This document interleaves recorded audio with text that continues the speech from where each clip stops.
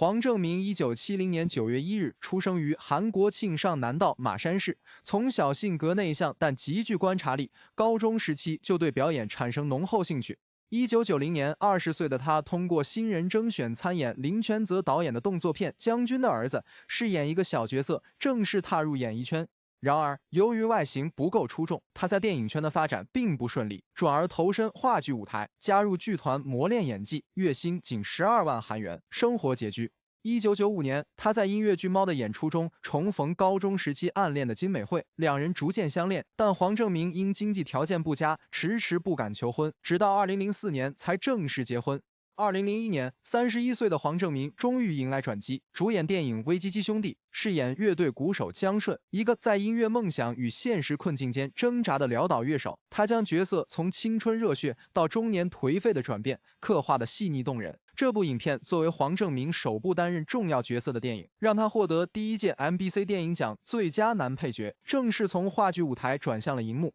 2005年，他在《你是我的命运》中饰演淳朴憨厚的乡下大龄青年时钟，他用细腻而不做作的演技，完美诠释了这个角色从一见钟情到为爱牺牲的全过程。无论是初见全度妍饰演的恩夏时笨拙的追求，还是得知他患艾滋病后不离不弃的执着，或者是监狱探视时无声的痛哭与颤抖的拥抱，都让观众为之动容。凭借这一突破性表演，黄正明击败当时因马拉松大热的曹承佑，斩获第26届青龙奖最佳男主角。这是他演艺生涯首个重要影帝奖项，标志着他从配角正式跻身一线演员阵容。2008年，他在喜剧电影《曾是超人的男子》中饰演一位自称因脑中植入克利普顿水晶而失去超能力的疯癫男子。身穿夏威夷花衬衫的他，以倒立拯救地球、追捕变态狂等荒诞行为帮助他人，实则背负着童年重担、妻女车祸身亡的创伤，用超人幻想麻痹痛苦。尽管影片票房未达预期，但黄正明的表演获得业界内高度认可。2010年，他在犯罪悬疑片《不当交易》中饰演非正规警校出身、饱受排挤的刑警崔哲基，为换取升职机会，不惜与线人合谋伪造杀人案替罪羊，却在与腐败检察官朱阳的博弈中，逐渐沦为权力斗争的棋子。影片以揭露司法黑幕的尖锐题材，成为年度黑马，不仅以超100万观影人次登顶首周票房冠军，更斩获第32届青龙奖最佳影片及最佳导演。2013年，黄正明迎来事业巅峰，在新世界中饰演黑帮大哥丁青，他是黑帮金门集团的核心人物，表面粗犷痞气，实则精明狠辣，对兄弟李子成情义深重。拍摄过程中，黄正明通过即兴发挥，极大强化了角色的真实感，将丁青的豪爽、癫狂与深情无缝切换。他也凭借电梯战神的经典戏份一鸣惊人，获得第34届青龙奖最佳男主角、第22届釜日电影奖最佳男演员等荣誉。2014年，在电影国际市场中，黄正明饰演为家庭牺牲一生的小人物尹德秀。他是朝鲜战争后与家人失散的少年，成年后作为长子扛起家庭重担，从德国矿工到越南战场，一生为家人牺牲了所有个人梦想。黄正明横跨半个世纪的表演感动了无数观众，影片观影人次突破1000万，位列韩国影史第4，并为他赢得了第52届大钟奖最佳男主角。同年，他在电影《当男人恋爱时》中饰演一个粗鲁却善良的讨债混混韩太义，中年仍寄人篱下，生活浑噩，直到遇见欠债人的女儿周浩婷，笨拙地开始土味纯情追求。这部影片是黄正明作品中少有的爱情电影。拍摄期间，他通过观察街头混混的动作语言，认真仔细地设计了太义吊儿郎当的步态和粗俗小动作。在拍摄大结局戏份时，他要求真实减重，坚持不用眼药水，靠回忆亲人离世而泪洒片场。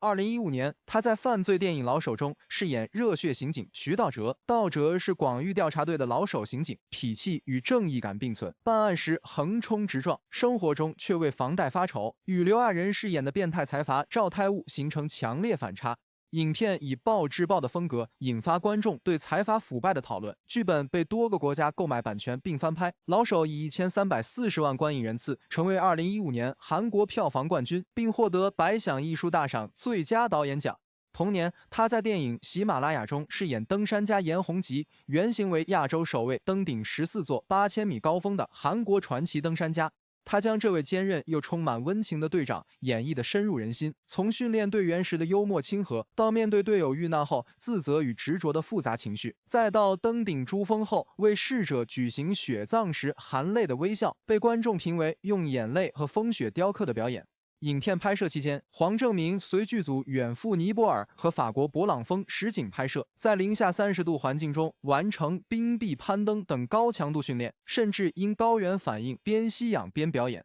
同影片根据真实事件改编，高度还原2005年远征队为寻回遇难队友遗体在攀珠峰的感人事件。2016年，他在恐怖悬疑电影《哭声》中饰演萨满巫师日光。日光表面是神神叨叨的跳大神巫师，实则游走于正邪之间，既帮警察终究驱邪，又与日本恶魔存在神秘关联。为贴近角色，黄正明实地学习萨满仪式，甚至研究巫师道具细节，如15分钟长镜头跳神戏中，他即兴演绎被附身状态，鼓声与火焰交织下，呈现出了亦正亦邪的震撼效果。同年，他在犯罪喜剧电影《检察官外传》中饰演脾气火爆却正义感爆棚的检察官卞载旭，因被诬陷暴力执法致人死亡而含冤入狱。在狱中，他凭借法律知识成为监狱一哥，并与姜栋元饰演的花美男诈骗犯韩池元联手策划了一场跨越政商黑三界的复仇行动。黄正明将角色从嚣张检察官到隐忍囚徒再到复仇智囊的转变演绎的层次分明，尤其是法庭上慷慨自辩的爆发戏成为高光时刻。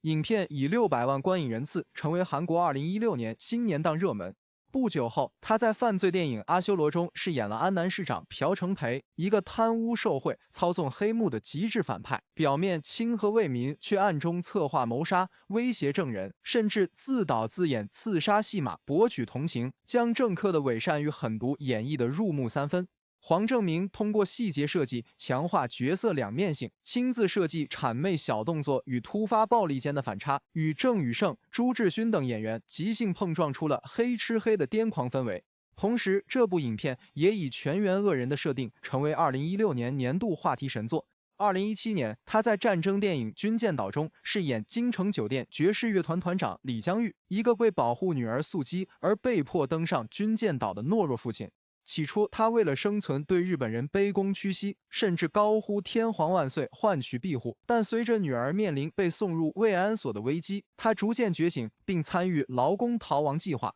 拍摄期间，剧组耗时6个月，在江原道搭建超5万平方米的实景。黄正明与童星金秀安在高温密闭的蚂蚁窝场景中爬行进出，为表现矿工憔悴状态刻意减重。连导演柳承管都在感叹，黄正明连发抖的幅度都已计算精准。同年，他还在犯罪动作片《从邪恶中拯救我》里饰演前特工杀手金人男，一个冷血却因意外得知女儿被绑架而踏上救赎之路的复杂角色。他将人男从职业杀手的冷酷到为父爱觉醒的转变演绎的极具层次，尤其是面对女儿时颤抖的双手与充血眼眶中瞬间涌出的泪水，无需台词便传递出人性挣扎的震撼。影片虽被点评剧情模式化，但黄正明与李正宰的双恶对决贡献了青龙奖级别的演技。2018年，他在电影《特工》中饰演韩国情报员黑金星朴熙映，他是怀揣爱国理想的军转业特工，表面圆滑市侩，内心坚守和平使命。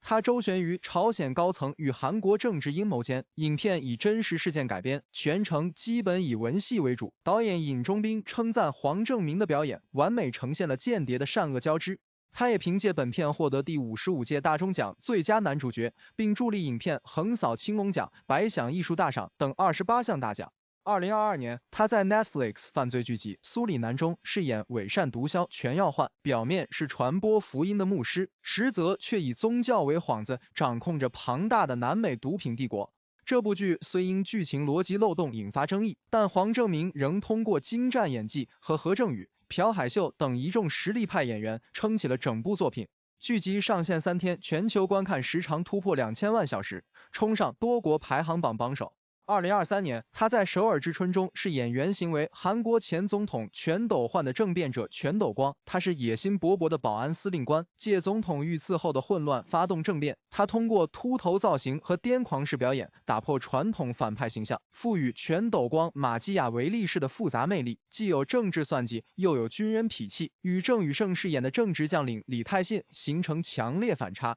影片创下2023年韩国年度票房纪录。黄正明也凭借本片斩获第45届青龙奖最佳男主角、第60届百想艺术大赏最佳男主角，并提名第39届华鼎奖。2024年，他在动作喜剧片《跨界任务》中颠覆以往狠人形象，饰演表面唯唯诺诺的家庭主妇姜武，实则是身怀绝技的退役特工。从为妻子连金雅端茶倒水的温柔丈夫，到为救战友徒手抛粪伪装精神病，再到公路飙车与百人斩的电梯战神式爆发，以反差式演技精准诠释了角色的双重身份。尽管影片被观众吐槽剧情 AI 味浓且逻辑硬伤较多，但黄正明的表演仍是全片亮点。生活中，黄正明是出了名的好丈夫，妻子金美惠不仅是他的经纪人，还创立 SEM 公司管理他的事业。他为妻子拒绝拍摄吻戏和亲密戏份，并公开表示，如果可以重生，我依然选择我的妻子。